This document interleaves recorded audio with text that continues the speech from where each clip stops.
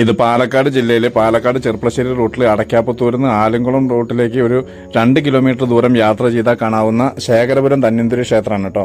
മനോഹരമായിട്ടുള്ളൊരു ക്ഷേത്രമാണിത്. അതുപോലെ തന്നെ ഒരുപാട് അത്ഭുതങ്ങളൊക്കെ സംഭവിച്ചിട്ടുള്ള ക്ഷേത്രമാണ്. നമുക്കറിയാലോ, രോഗം മാറാൻ വേണ്ടിയിട്ടാണ് കൂടുതൽ ആളുകൾ ഇവിടെ പോവുക, ധന്വന്തരി ക്ഷേത്രത്തിൽ പോവുക.